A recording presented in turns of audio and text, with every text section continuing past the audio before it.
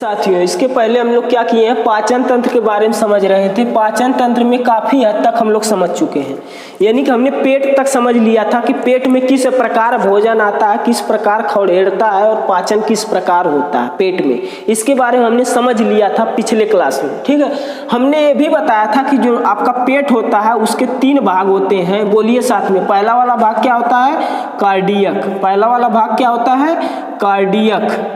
दूसरा वाला फंडित, क्या होता है, फंडित। और तीसरा वाला क्या होता है, पाइलोरिक। क्या होता है, पाइलोरिक। किसमें क्या क्या होता है, आपको भूख क्यों लगती है बताइए। हमने पिछले क्लास में देख लिया भूख क्यों लगती है। काहे कि है जो फंडित वाला भाग है इसमें छोटे छोटे कांटे नुमा संरचनाएं पाई जाती हैं जिसे कहते हैं रुजी। क्या कहते हैं, रुजी।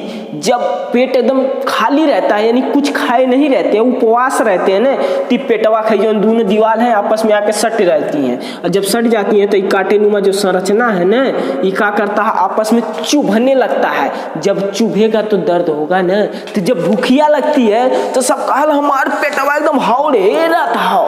का होता हमार पेटवा एकदम हौड़ेरत हो। तो हौड़ेरत हो का मतलब का भेल कि अब भूख लग गया जे ससुरा खाए लेबा खाना नहीं बाबू, तब पेट गड़ल बंद हो जाए। पेट गड़ल का हुई, बंद हो जाए। यानी कि हम लोग पेट तक समझ गए थे। कभी कभी क्या होता है कि लोग कह देते हैं कि महिलाओं का क्या होता है, दो को पेट होता है। कोई महिला अगर प्रेग्नेंट होती है तो सब लोग कहते हैं का पेट से है। अरे ससुरी, अगर ते पेट से रहबी तो हई देख यहाँ से निकलत है HCl। क्या निकलत है, HCl है कर दीवार से निकलत है। और HCl क्या करता है भाई साहब, यानी कि हाइड्रोक्लोरिक एसिड जो होता है कौनो चीज पाई ओके का करी गलाए दे। जितना माछी मच्छर खैले रहबा वो सब गलाए दे। हड्डी खैले रहबा यानी मान लीजिए कांटा खा लिए, मछली का कांटा आपके गर्दन तक चला जाता है, लोग कहते किसी माध्यम से इसको अंदर लो। क्या करो, अंदर लो। अंदर चल जाएगा तो क्या होगा, यहाँ पर HCl है वो गला देगा। अब तुम बताओ अपने दिमाग से, अगर बचवा पेट में पलत भाई साहब तो HClवा का ओकर देखत चुकु चुकु, हाँ बाबू तब पल तो क्या कुछ ना कर, तो ऊपर हम HCl ना डाल। ऐसा सोचत का ना सोचत, उस ससुरा गला उला के हेन तेन कह के पाचन कह दे तो कर। तो ये पेट नहीं होता है। जो बच्चा पैदा होता पलता है ना, वो पेट में ना पल के पेट में ही एक अलग संरचना होती है जिसे हम लोग कहते हैं यूटेरस।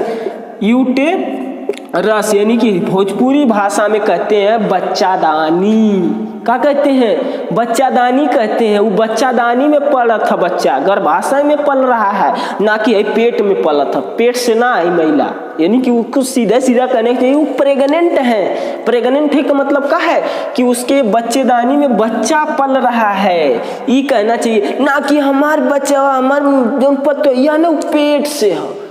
पेट से रही भाई साहब ही का खत्म हो जाए काम। अब बहुत लोग तो इतना हद तक होते हैं कहते हमारे पतो ये ना पैर ओकर भारी है। अरे ससुरी, पैर भारी है, भाई बचवा तो पेटवा में से नहीं कि यूटेरस से निकल के पैरवा में चमकवा है, पैर नहीं भारी होता। देखिए यहाँ पर यूटेरस होता है यानी कि बच्चादानी होती है, इसमें बच्चा पलता। फिलहाल आपके टॉपिक नहीं, आगे चलते हैं। आगे जब देखिए यहाँ पर 30 मिनट तक भोजन क्या हुआ था कि आपका यहाँ पर मंथन हो गया था। मंथन का मतलब एकदम हौड़ेर के उसको क्या किए थे, कायम बना दिए थे, लुगदी बना दिए थे। यहाँ से HCl निकला था, जो हड्डी मांस मछली आई थी उसको क्या किया था, एकदम पीस डाला था, मतलब गला डाला था, लपसी बना दिया था, एकदम लपसी बन गई थी। और रूजी से बहुत क्रियाएं निकली थी। रेनिन निकला था, अगर दूधवा पिए हैं तो उसको दही में जमा दिए रहा था, फाड़ दे रहा था एकदम अर्रा के।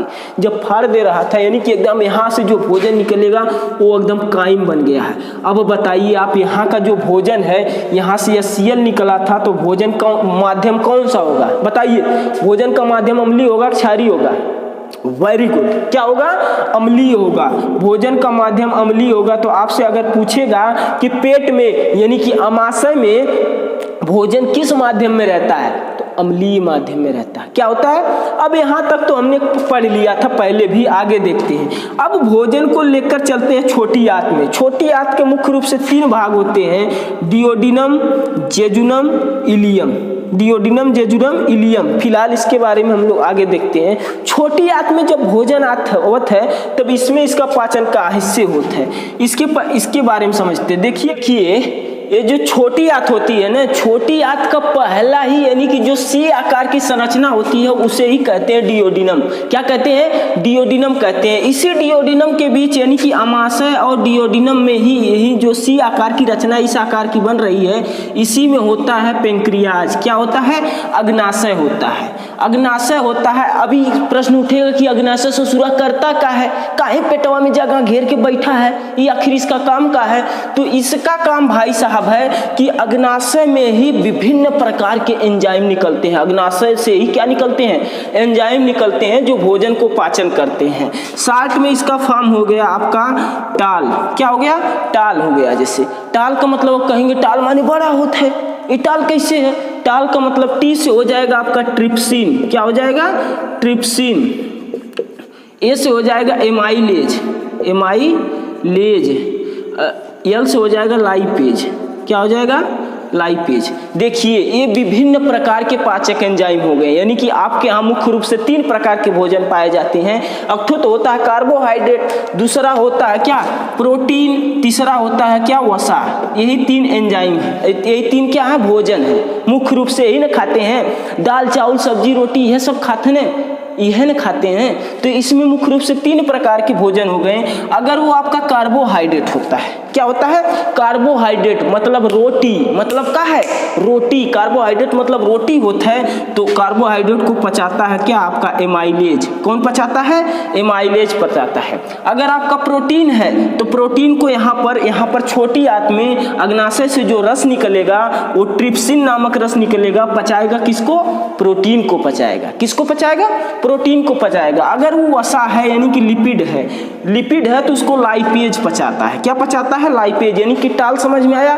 टी फॉर ट्रिप्सिन जो प्रोटीन को पचाता है, ए फॉर एमाइलेज जो कार्बोहाइड्रेट को पचाता है, और एल फॉर लाइपेज यानी कि वसा को जो पचाता है। लाइपेज का मतलब क्या है? लिपलिपा पदार्थ। लिपलिपा पदार्थ, लिपलिपा पदार्थ मतलब क्या? चिपचिपा होता है ना लाइपेज, वसा ही है। तो वसा का इसका पाचन कर देता है, लाइपेज किसका पाचन करता है? वसा का।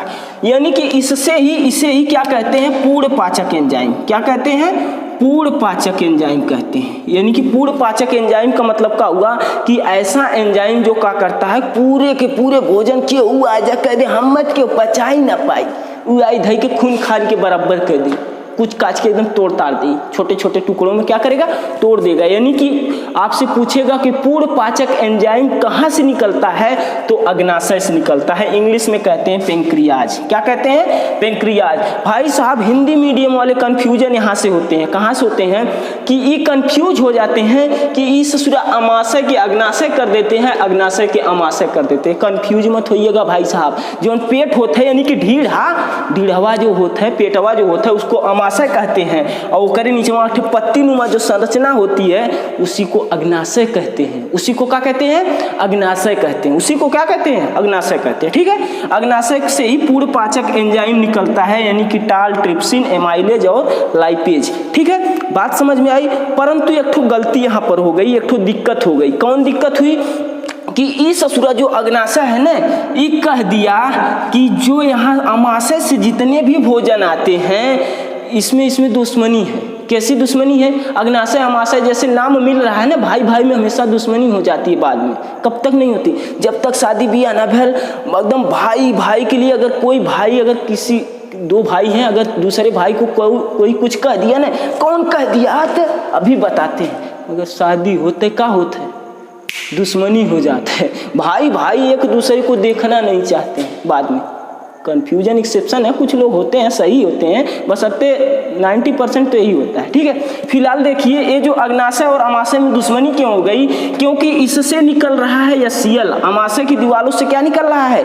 यसीएल निकल रहा है, जो भोजन के माध्यम को अम्लीय बना देता है। और ये ससुरा जो अग्नाशय है कह रहा अगर ये भोजन अम्लीय रही तो हम पे अपन का करब? एंजाइम डलबे न करब तन को भर। हम का करब? अपन एंजाइम तन को देबे न करब, चाहे जौन मर्जी हो जाए, हम देबे न करब।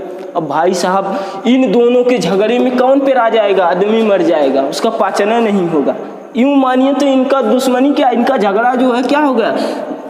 इनका झगड़ा जो है ननद भौजाई के झगड़ा समान हो गया। ननद भौजाई झगड़ा देखते हैं, जब ननद भौजाई क्या होती है, भौजाई सोचती है हम तो इनके भैया के एकदम कानी अंगुरी पर नचाइला, ई कौन खेत कमूली हैं, तो ई कही जो ननदिया हुई ई हम बचपन से अपने भैया का कपड़ा धोवत अवत हैला, अपने भैया का हर एक काम हम करावत थी, हई काली से आई के इनके कुल काम ये करिए, इनकर मान्यता बढ़ गई। तो इन लोगों में क्या होता है, दुश्मनी हो जाती है। ननद भौजाई का झगड़ा बहुत भीषण होता है। अब भाई उस समय अगर उन लोगों का झगड़ा सुलझाता कौन है, समझदार भाई सुलझाता है। कौन सुलझाता है, अगर भाई समझदार है तो वो क्या करेगा, इन दोनों का झगड़ा क्या करता है, सुलझा देता है। झगड़ा क्या करता है, सुलझा देता है। यहीं पर देखिए अब यही जो हो रहा है, भाई समझदार है ना तो इनको समझा लेता है दोनों लोगों को, यानी कि अपने मेहरारू के भी समझा ले, अपने बहन के भी समझा ले, कहले देख अगर तोरे में झगड़ा है, ननदिया काका ये कोनो काम करबे ना करेंगे, इनकर बर्तन हम धोई जुठार के जानी, तो वो काका चल अच्छा ठीक हो, समझाए, दोनों को समझा के बराबर काम करी। तो यहाँ पर भाई साहब अब तीसरे व्यक्ति की जरूरत पड़ जाती है। काहे कि अमाशय कह रहा है कि अगर हम HCl नहीं निकालेंगे तो हेजुक जवन जितना माछी मच्छर खैले हवा न, माछी मच्छर जितना आयल है वो सब का कर वायरस पैदा कर दी, तो बहुत दिक्कत हुई। तीहो अपने जगह पे सही है, मगर ये का कहा था ससुरा चोट्टा अग्नाशय, कहा था अगर एकर माध्यम जो अम्लीय रही न तो हम अपन एंजाइम पे छोड़बे न करब, भोजन पे एंजाइम छोड़बे न करब, जिससे भोजन का पाचन न हुई, तब यहाँ पर बहुत दिक्कत हो गई। तो यहाँ पर तीसरा व्यक्ति काम में आया, जो कौन है, लीवर। कौन आया है यहाँ पर, तीसरा व्यक्ति काम में आया, लीवर। देखिए लीवर का फिगर नहीं बना रहे हैं, यूं ही बना दे रहे हैं समझने के लिए, ठीक है। लीवर का फिगर ऐसा नहीं होता है, बस समझिए। यहाँ पर काम में आता है लीवर। लीवर का काम करता है, लीवर की जो प्रत्येक कोशिकाएं होती हैं ना, प्रत्येक कोशिकाएं जो होती हैं लीवर की, ये क्या करती हैं, पित्त का निर्माण करती हैं। किसका निर्माण करती हैं, पित्त का निर्माण करती हैं। और पित्त का माध्यम अगर आपसे पूछता है तो पित्त का माध्यम क्षारीय होता है। कैसा होता है, क्षारीय माध्यम होता है। ये लीवर पित्त का निर्माण करत था, और लीवर कहा था हमारे पास बहुत काम है भाई साहब, बहुत काम है, यही माले हम खाली पित्त का निर्माण ना करब, बहुत काम करता है आगे भी। तो ये कहता है कि अब हम हर एक कोशिका में रखब तो और काम कैसे करब, तो यही लिए यहाँ पर एक तो थैली होती है जिसे हम लोग कहते हैं पित्ताशय। क्या कहते हैं, पित्ताशय। जैसे देखे होंगे मुर्गा कटावे जात में, मुर्गा काटत काटत अगर हाली हुला में ज्यादा भीड़ है तो ससुरा काट के पित्तिया अगर फूट जाती है ना, पित्तिया फूट जाती है तो उसमें क्या होता, मुर्गा कितना रगड़ रगड़ के सरफ साबुन से धोए नवाज मुर्गा के मीट के, और फिर बनैबा तो कर स्वाद एकदम बेकार रही, खाई ना पैबा। यानी कि पित्त का जो माध्यम होता है वो कैसा होता है, क्षारीय होता है। कैसा होता है, क्षारीय होता है। पित्त का निर्माण कहाँ पर होता है, तो लीवर में होता है। कहाँ पर होता है, लीवर में पित्त का निर्माण होता है। अब यहाँ से पित्त निर्माण होकर आकर एकत्रित कहाँ पर होती है, यहाँ पर। और तब लीवर कहता है कि भाई साहब, कौन कहता है, लीवर कहता है बाबू अमाशय और बाबू अग्नाशय, तो हम लोगों लड़ा मत, हम तो हम लोगों के सेफ्टी करब, हम रक्षा करब। तो हर काम HCl निकालत हुआ, तू ना मानत हुआ ना, तू निकाला HCl, हई कहा तुम हम अम्लीय माध्यम में ना करब ने, तो हम मत करा, ठीक है। तब ये यहाँ से निकाल देता है पित्त, और पित्त की एक नली यहाँ से ले जाकर जोड़ देता है डिओडिनम में। कहाँ पर जोड़ता है, डिओडिनम में जोड़ता है। अब क्या होगा, यहाँ से भोजन आएगा, जब यहाँ पर थोड़ा सा भोजन गिरेगा तो यहाँ से डायरेक्ट एक बूंद थोड़ा सा पित्त आ जाएगा और इसी में मिल जाएगा। भाई साहब अब भोजन का माध्यम अम्लीय से क्षारीय हो जाएगा। कैसा हो जाएगा, अम्लीय से क्षारीय हो जाएगा। यानी कि यहाँ पर अम्लीय था, यहाँ से पित्त आकर यहाँ पर भोजन में मिल गया, पित्त का माध्यम क्षारीय था, इस भोजन के माध्यम को पूरा का पूरा क्या कर दिया, क्षारीय कर दिया। अब इससे कहते हैं लीवर चच्चा, अग्नाशय बाबू, अब तुम अपना क्या करो, अब अपना टाल वाला जो एंजाइमवा है उसी पर छिड़क दो, उसी पर क्या करो, छिड़क दो। ये ससुरा कहता ना हम छिड़कबे नहीं करब, ये भोजन एकर अम्लीय है। कहता रे ससुर चोट्टा बात समझ, एकर अब छोड़ अपन, ये एकर माध्यम हम क्षारीय कर दे लीला। तब ये यहाँ से क्या करता है, अपना देता है, क्या देता है, टाल नामक एंजाइम, यानी कि ट्रिप्सिन, एमाइलेज और लाइपेज एंजाइम को लाता है। अगर कार्बोहाइड्रेट रहता है तो उस पर एमाइलेज काम कर देता है, प्रोटीन रहता है तो उस पर ट्रिप्सिन करता है, वसा रहता तो उस पर लाइपेज करता है, यानी कि पचा देते हैं, भोजन को क्या करते हैं, पचा देते हैं। परंतु भाई साहब अक्थो दिक्कती हुई, लीवर के पास तो अक्के काम हो ना कि टुकुर टुकुर वहीं से देखत नहीं है, टुकुर टुकुर तो देखी है ना, कभी भोजन यहाँ से निकलत या खप दिन आयल, थोड़ा सा भोजन आयल तुरंत हम ले जाएं। ओकरे पास लीवर के तो बहुत काम हो, कैसे करी? तो इसने क्या किया है, लीवर ने अपना यहीं पर अपने मुँह पर, यानी कि कहाँ पर है, जो अब थोड़ा सा बड़ा कर दे रहे हैं समझने के लिए, यहाँ जो यहाँ पर है एक पाइलोरी कपाट है, यहीं पर अक्खे का किया है, अपना दरबारी लगा दिया है, होम गार्ड बैठा दिया है। क्या बैठा दिया है? Home guard.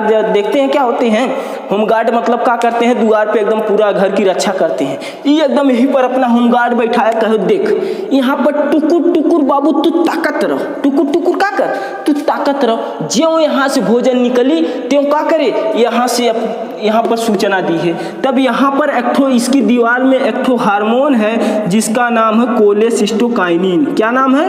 कोलेसिस्टोकाइनिन।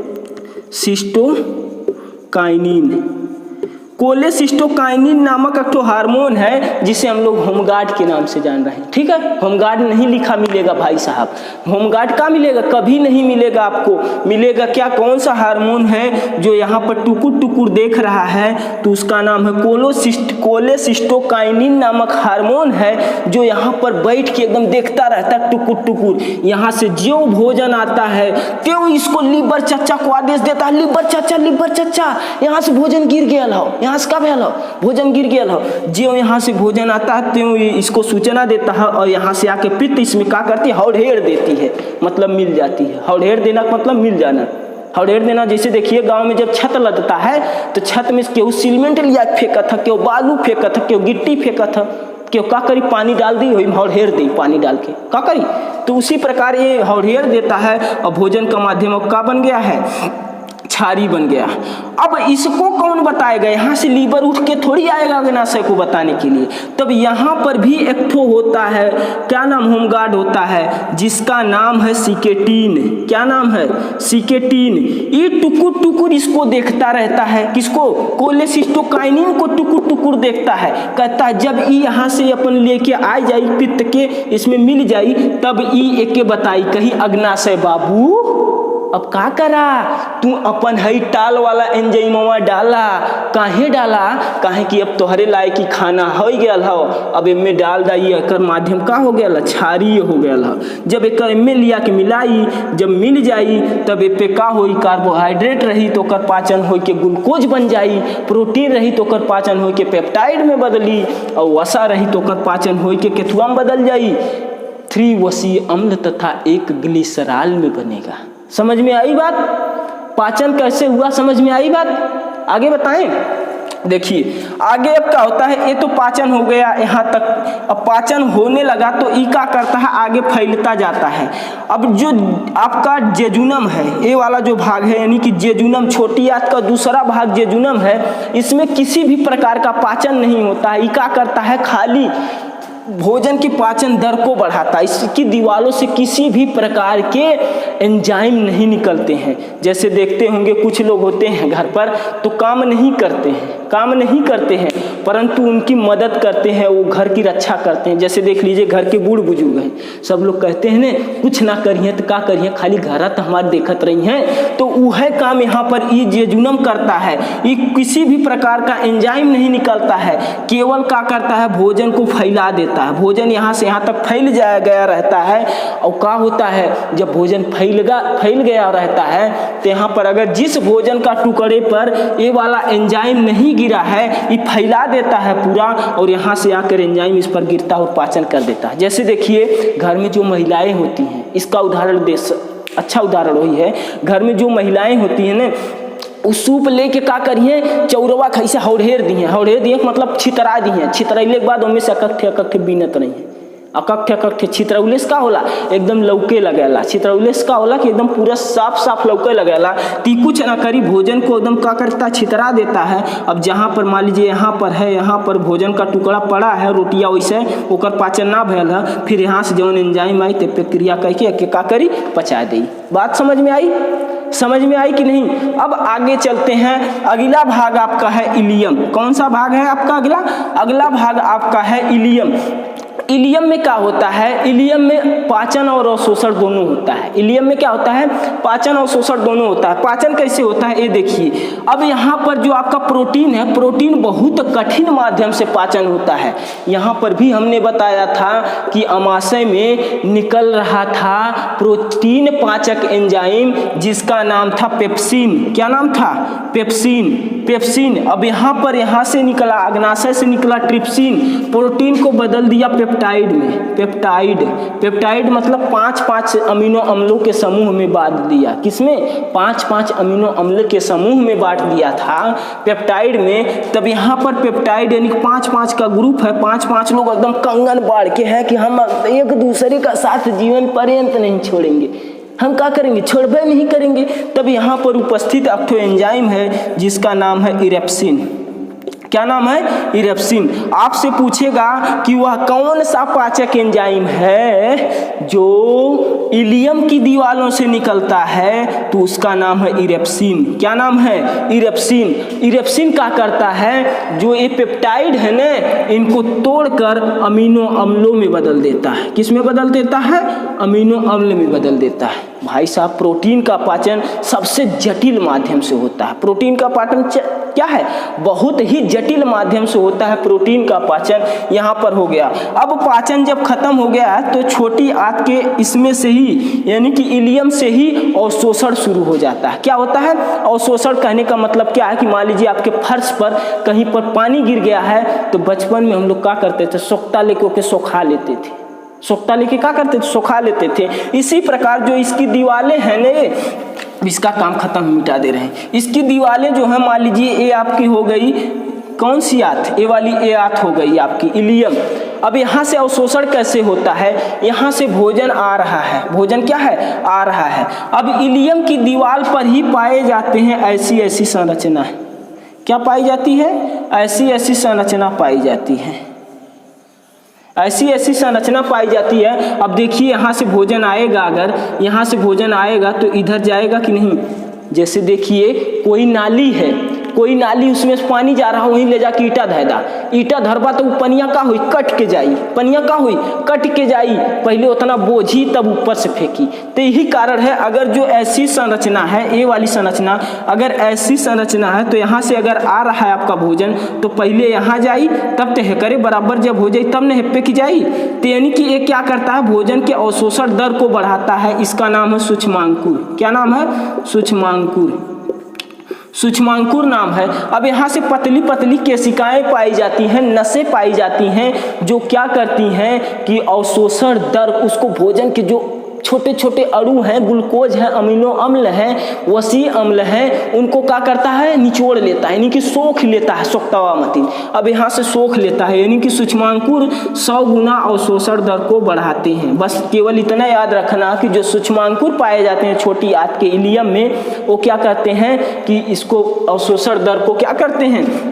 बढ़ा लेते हैं, अवशोषण दर को बढ़ा लेते हैं। अब इसके बीच में और ऐसी ऐसी संरचनाएं पाई जाती हैं जिसका नाम है रसांकुर। क्या नाम है, रसांकुर नाम है।